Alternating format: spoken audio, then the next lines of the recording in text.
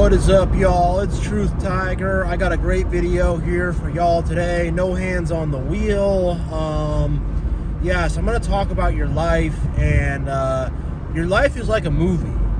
Your life is like a movie or a TV show or a book or something like that. Your life is a fascinating and interesting and intricate story. It is, and I want to get y'all in that perspective and get y'all thinking about that, because it's very easy just to look at our life as boring, as mundane. It's very easy just to look at our life as it's just our life, whatever, who cares?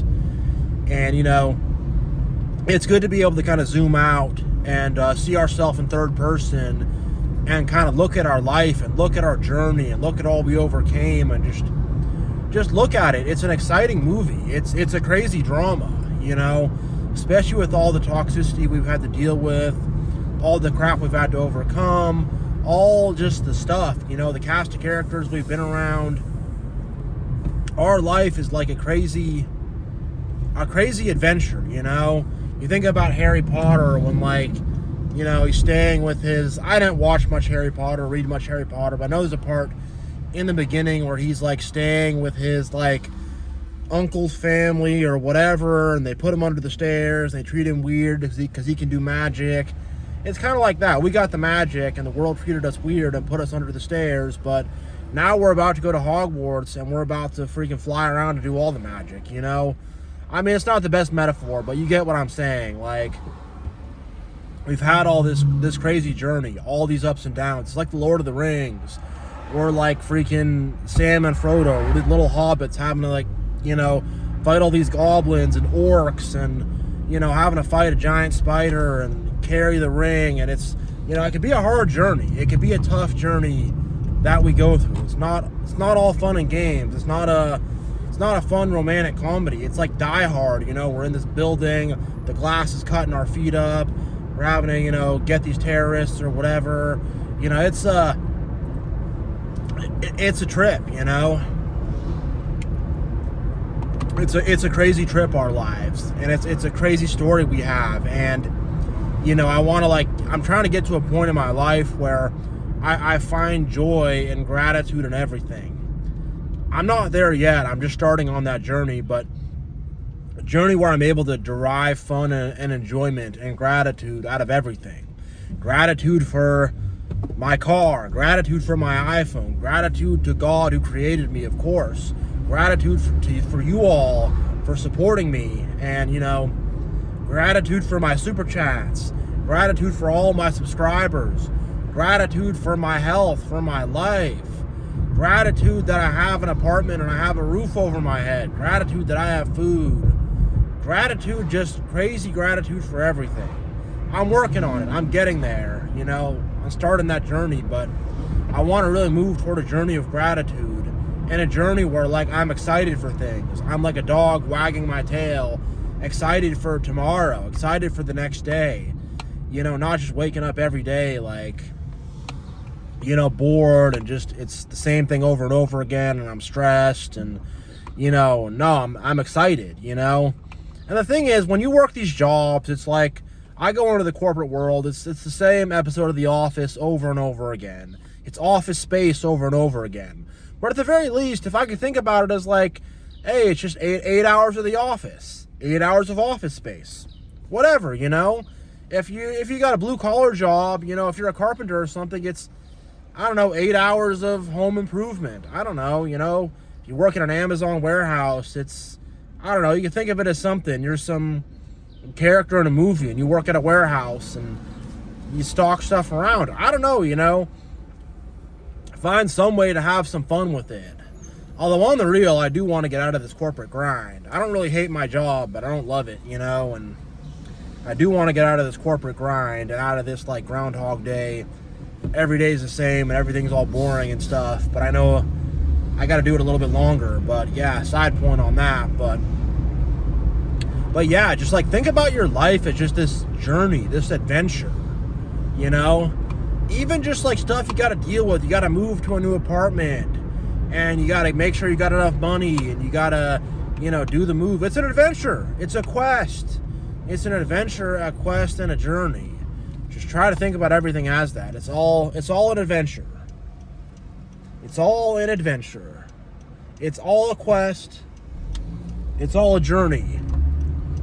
And you know, there's angels up in heaven watching us, being like, wow, like look at their life. And the real question of the journey is about right and wrong. The real question of the journey is about following the path of Jesus Christ and being connected to God. That's the real question of the journey that we go on. But like, there's angels in heaven watching us, rooting for us, helping us out. There's also demons and devils that are like creeping on us and are spying on us and stuff too, you know. It goes both ways, but the point is like, we do have spectators out there. They're unseen to us, but they see us and they're spectating us. And, you know, it's like, life is not just this 3-dimensional world. There's 4 dimensions, 5 dimensions, the whole spiritual reality. There's a whole, like, you're in a 3-dimensional world, but you only see it in your eyes as 2 dimensions. And that 2-dimensional picture gets interpreted as 3D, and the universe is crazy, existence is crazy. It's a crazy cosmic story that we are in. And if you're too caught up in the mundane, you're too caught up on filing your taxes, you're too caught up on this and that, you got to do all that stuff still. I mean, take care of business, do what you got to do, but if you're too caught up on the mundane and on money and materialism and, you know, dumb BS people who are just dramatic and are draining and stupid and stuff, like, you know, you're going to really lose the whole adventure of life. You're going to lose the whole adventure, man. You really are. Like, I've had so many adventures in life. I've had a job going door to door where I'm having to knock on people's doors and try to sell them doors and windows, and everyone's mad at me, and I got these crazy coworkers, and like, I've had to do that. I've had a lot of misadventures and adventures in my life, a lot of both, but you know, I've had a lot of journeys I've had to go on. I've had a lot of temptations I've had to overcome. I've had a lot of crazy people I've had to get away from. My life's just been an adventure. It's been an adventure. It's been a wild ride. It's been, you know, I'm in a pirate ship on these freaking crazy seas, you know, the only way I can really put it. But like, your life is an adventure. My life is an adventure. All our lives are crazy, miraculous, magical, crazy journeys, you know. Your life is a big time adventure. And I can lose that sometimes. I could just be like, I'm just going to sit inside all day, and sometimes I'm tired, and that's all I can do, and that's fine. But it's like, I need to get out, experience the world more, and just life is cool. Most of the people in the world suck, and like, all the way of the world sucks, all the governments and whatever, all those institutions of society suck, and most people suck, but not everybody sucks, and life itself does not suck. Life itself is a gift from God. So I have that gift from God, and just because most people throw their gift of life away and don't do the right thing and don't live with morals and ethics and whatever, don't appreciate things, aren't thankful, I'm not going to do that. I'm going to appreciate my gift of life, and I'm going to carry it forward and go forward on a crazy adventure. Go forward on a crazy journey. I will, because my life is an adventure. It is. I mean, when I think about all the toxic people and all the insane people I had to deal with and all the dumb situations I had to get out of, like, it's kind of like that Elder Scrolls Oblivion game. You got to go into Oblivion, which is like basically hell, and you got to kill these like spider centaurs and these giant like lizard dragon things, and you got to kill these demon people. It's a video game, it's not real, but you got to do that. But I'm thinking, like, why do I want to do that? I'm not just playing some game where I'm running around in a field of grass and tulips and daisies. I'm playing the game where I gotta like go into hell and stuff. Like, I don't really play Dark Souls, but that game is really like that to a T. Everything is just like, it's hard, it's gritty, it's just like, it takes so much skill, everything is mean and trying to get you, but people play that game and have fun with it. hey, in the Elder Scrolls Oblivion, when you're in that hell realm, like, even the grass, even the plants attack you and stuff. Like, but at the same time, I still play it, though, and I like it, and I enjoy it, and I derive a lot of fun out of it. It's like, the point I'm trying to make is even the worst, like, shittiest parts of our lives where, you know, where we're in hell, literally. Even those parts, that journey is still, like, important. And that might sound like hard to hear or hard to pick up on, but that's the only way I can really say it, is even the really junky parts and the hard parts and the parts where stuff got really difficult and where it was just, there was no green trees, there was no blue skies, there was no roses, no tulips, no daisies, you know, even those parts of life where we were just in this freaking hell, smelling the burning sulfur everywhere, even those parts, it's like there was still something we derived out of that journey. That journey still had importance to it and meaning to it. And I mean, I know it's hard to say that because it's like we weren't in a video game, you know, safely sitting on our couch controlling some avatar. We were in that, feeling that, living that, and we were feeling that pain, and you know, it was very stressful. It was very, even playing a video game like that could be stressful, where you're like, oh, you know, you get killed and you slam down the controller and you go, oh my gosh, you know, and when you're living real life, it's like, how much more so? You can't just pause. You can't just drink a health potion. You know, you gotta just, like, deal with all this crazy stuff. But my point is, like, even the darkest, hardest times is like, that is like the ultimate adventure, the ultimate journey. And it's all part of the journey and the adventure, you know. Sam and Frodo had to go through Mordor and avoid the gaze of the Eye of Sauron, and they had to fight all these orcs and goblins. They had this freaking guy, Smeagol or Golem, who's just like bamboozling them, but they kind of need him to give them information, but they got to deal with this weirdo who's just manipulating them and is not trustworthy. And they got to go through this freaking cavern. There's a giant spider that tries to eat them.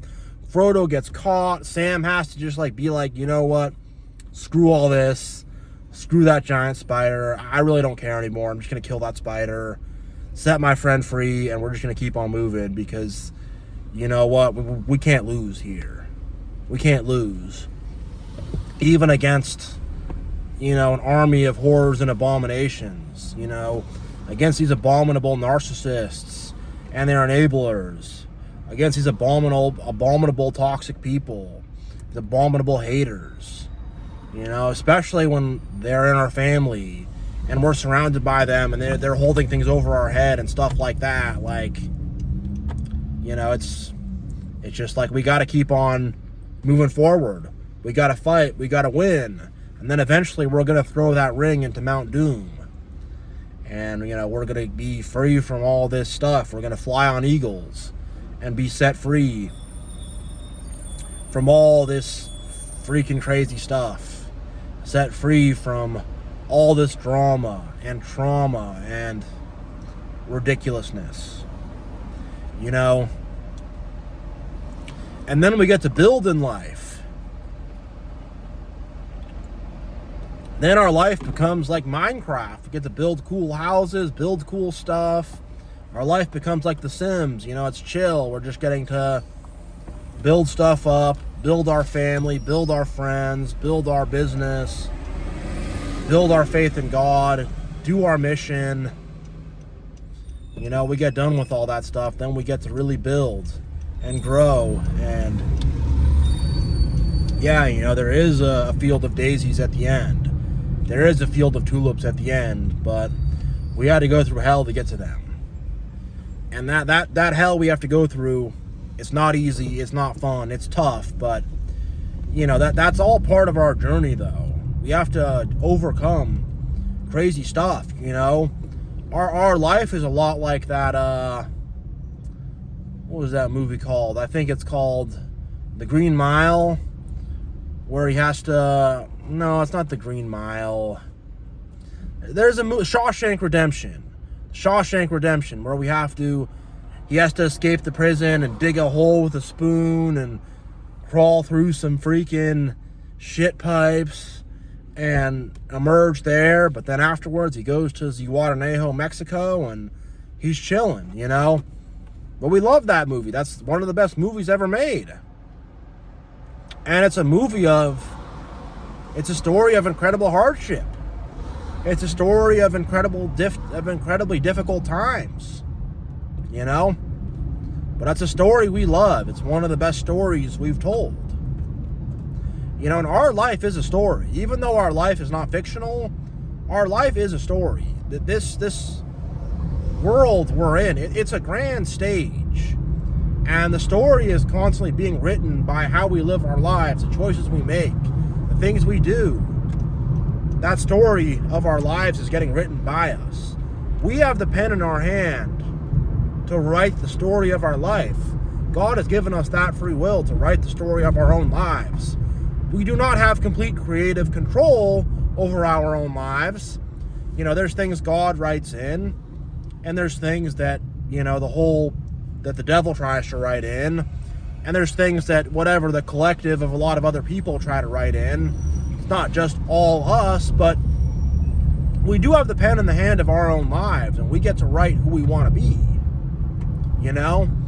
And I think a lot of times people forget about that. They just think, well, society has the pen, God has the pen, the devil has the pen. We don't have the pen in our own hands. We're just kind of spectators in our own life, and everything's all pre-decided, and we're just kind of moving along in it. No. We have the pen in our own hands. We get to decide and build our own life with our own choices. We do. And it's like, you know, there's limitations to things. It takes work and time and effort and whatever, but like really, you can be whoever you want to be. You can do whatever you want to do within reason. And, you know, with the proper efforts and the proper work and the proper knowledge and all that, but you can do whatever you want to do and be whoever you want to be, you know? You really can. Like, you can do anything.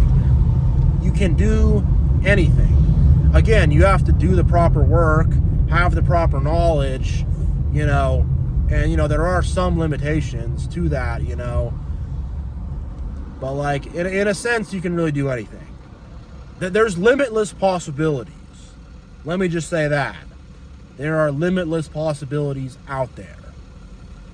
There really are. And if you look at like people who talk about the multiverse and stuff, that's literally like scientific fact that there's infinite universes. I mean, whatever. I think the scientists kind of debate it and stuff, but you know, I think that's the accepted theory is multiverses. There's infinite universes with infinite That's actually true. Otherwise, quantum computers wouldn't work. That's how all this quantum stuff works. Infinite possibilities. So there's literally, scientifically, infinite possibilities. Literally proven by science. You know, literally. Science proves it. Infinite possibilities are out there for us. So yeah, like, you got to think about it. Like, your life is a movie. Your life is a story. Your life is a play. You know, and you have this play with this cast full of characters. And, you know, to get in that mentality where you're really, like, experiencing life. You know, life and all its ups and downs and all the drama and all the intrigue and all the stuff. You're experiencing it with all its ups and downs. You know, you're living life, experiencing life, and you have the pen. You get to write the story of life.